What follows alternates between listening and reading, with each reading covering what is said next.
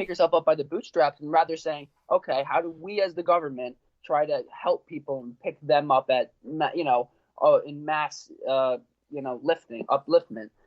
So I just don't understand. I think America, if they ever want to, get better and heal from this period, we need to start really reconsidering that. Okay, socialism is a little bit that we have to do. It's a little something that we have to, implement to our society. Obviously, that's a very controversial thing, but when you actually look at the fabric of our government, there's so many socialist ideals already that so many people rely on simply to survive. That if we enhance those, nothing could get worse, And it's all some of the best aspects of our government, things that people really like the best. They don't even realize that these are inherently socialist. So I can't fathom how. It's just the American ignorance. That's just the way that these certain trigger words that get to them, when in reality, in actual physical reality, a lot of what the thing that they're so afraid of is what's actually giving them survival.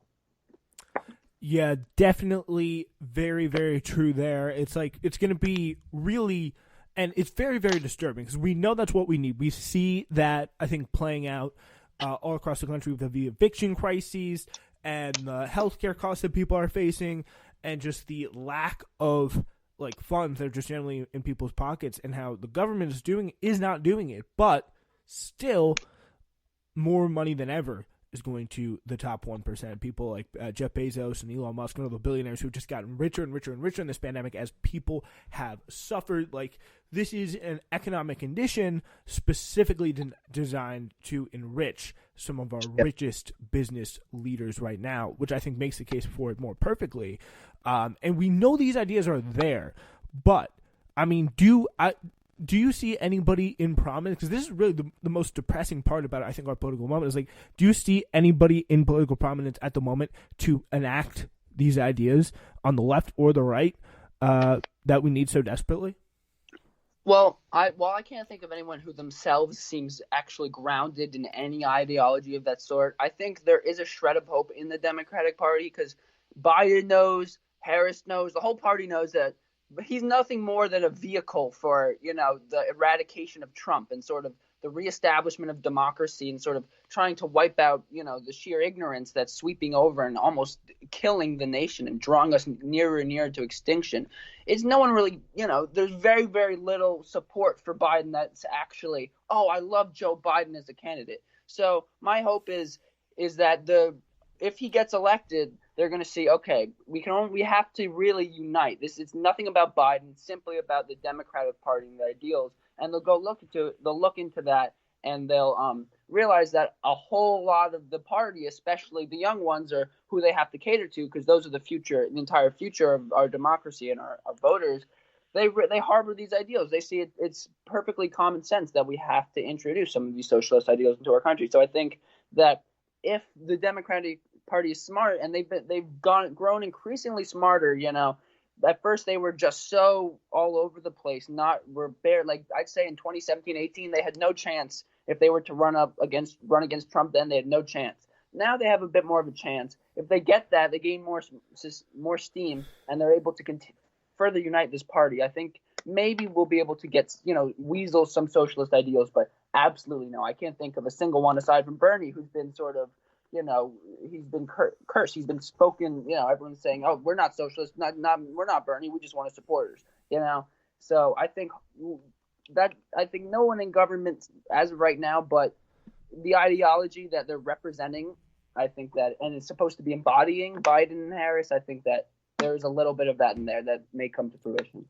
I heard about this interesting strategy that people associated with Democratic Party and Biden groups are trying to do, which is two young voters paint Joe Biden as the assembler of Democratic Party figures who are kind of serve as the political Avengers almost, that they'll have Bernie Sanders and Elizabeth Warren on the team, and Pete Buttigieg and Kamala, of course, being the VP, and they'll all be working together, and Joe Biden will just be kind of the curator of it all, and a lot of it will be managed by those people.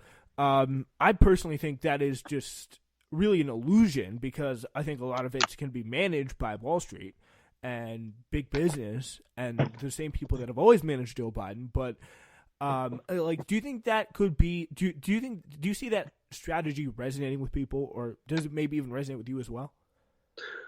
I think there's the hope for that strategy and hope for that reality resonates within all of us, at least all of us within, with sort of common sense and the ability to see really the root of what the issues that are really taking a hold and choking the life out of this nation right now.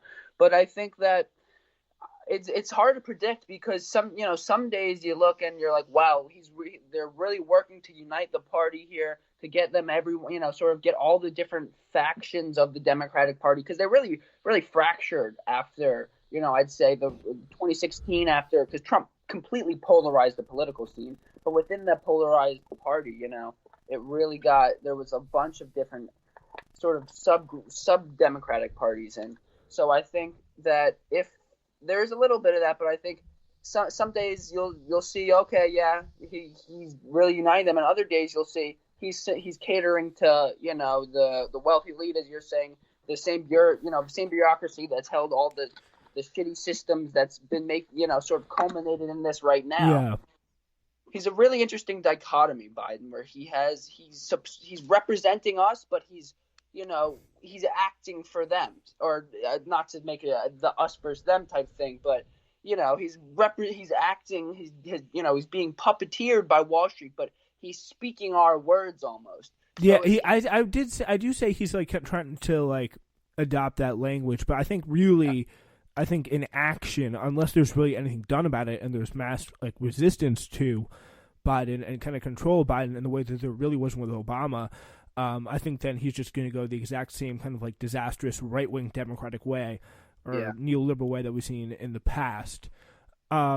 Yeah, and I think this kind of comes into more the specific issue of coronavirus relief in particular. So Democrats are pressing for at least a $2.2 trillion stimulus spending sum that White House negotiators and Republican leaders have said is far too high.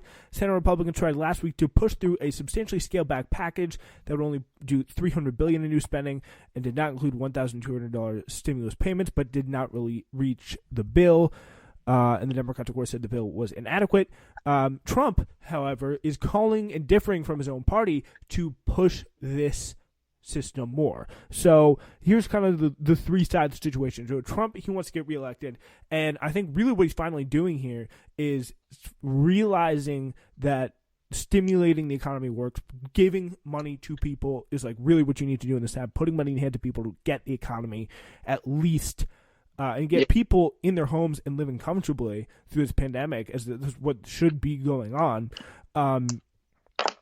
And, of course, the Senate Republicans, who are mostly just insane, and the Senate Democrats, who would see almost more of a benefit from, and this is obviously amoral, but they would see more of a benefit from letting this situation for the next 2 months until the election continue to go to crap and not pass a stimulus bill, and mostly blame it, I think, successfully and probably rightfully on President Trump. Yeah. I think it's very interesting to see that, because we're at this really interesting point in sort of politics where for the next 2 months or so, we need America to be as worse off as possible, so that for the next however many years we won't be even worse. And it's like, where do we draw the line of morality and not? Is it okay to sit there and try to exacerbate the already exacerbated sort of conditions of our world and take them to even further extremes, allow them to get there, and sort of sabotage the own well-being of our nation, because knowing that if we don't, if it gets better, this guy might get reelected, and then it's only a repeat and only worsening. So it's a tricky situation. Like you said, questions of ethics and morality start to come into here. But we're at a point where, if he's acting solely out of self-interest, then he's pushing what he wants, what's best for himself. And while the Democrats are sort of teetering back and forth, what's moral, what's best for the country, what's best for us, and they're not really solid. Well, he has this firm, unwavering, very solid, sort of motivation that is probably going to benefit him more. And if the Democrats can actually sit and say, what course are we taking, what approach to this are we taking, then they might not be able to come out as strongly as him and make an impact. And I think that he's also sort of starting to realize the stimulus is important, because the only reason why so many of the supporters are turning now is because all the shit that he's been bringing onto this nation is finally creeping its way into their towns, into their homes, and now into their bodies with coronavirus. And he realizes that he needs to counteract that sort of that very personal experience with the shittiness he's brought by giving them, counteracting that with a very personal payment, I think is partly some of his thinking. I mean, I don't really. That is a very precarious situation there. I am very on the edge in both ways there. Yeah, I definitely see what you're saying there about that situation. Do you see?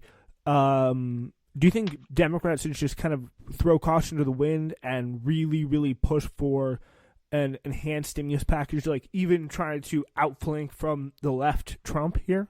I mean, that shouldn't be a crazy thought. That should be what Democrats do. But yeah, I think that's exactly. I wish it wasn't what they had to do, because I think there's smarter ways to go about it. But I think, given the current, what do you think those should be?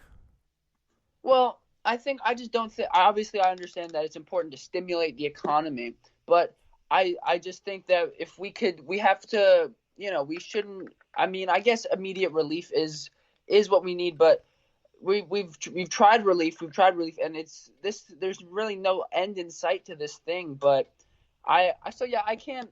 I guess that was a little bit throwing something out there. I'm not so sure about what it should be, but I definitely think that is important to stimulate the economy. I think there's definitely better ways we could possibly think of. I can't think of them right now, but I think, that's what they got to do, is they have to beat Trump in their own game. That if he's going to sit there and try to make, better the nation in 2 months they have left, and you have to try to do it before he takes credit for it, because otherwise, these people, his supporters, the really bulk of them, are very simple-minded. If you do one thing and not to be critical, not to be offensive, but the fact is that if he does one thing and something happens very obvious and he takes credit for it, okay, they'll believe it. If something very obvious happens and we take very obvious, not we, but the Democrats take very obvious credit for it, I think that that's the only really clear way to combat the tactics he's taking right now. Yeah, you saw something similar to that with the Big Ten coming back today, and of course he was like, "I'm glad I could help." And of course the Big Ten were like, "Well, we kind of decided on, but thanks." Yeah, we're going to take just about a minute break for this, 47 seconds break for this very important message. Ladies and gentlemen, we have a very exciting announcement to make. We are getting back into sports here at the Spencer Walsh Radio Network with a brand new podcast featuring me and my good friend and future co-host, Bennett Lax. It's called Under Pressure. I'm going to be taking you through the stories, both in sports and in culture in general, that you need to know about every Saturday. So join us. Trust me, it'll be a lot of fun. Subscribe wherever you get your podcasts and tune in for our first episode this Saturday.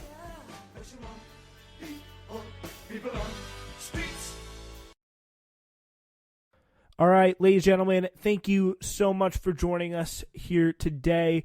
It really is great to have Evan Bazel back with us, and really for the first time here on Newsflash. Hopefully he will, if he likes it, maybe we can try it again. I don't know. But yeah, Evan, just kind of like before we get into our next story, just like kind of as a general question here, like so people, I guess, get to know more about your like political views. What has your reaction been? Mostly, I'll talk about for the election here, like the primary cycle. What have you taken that?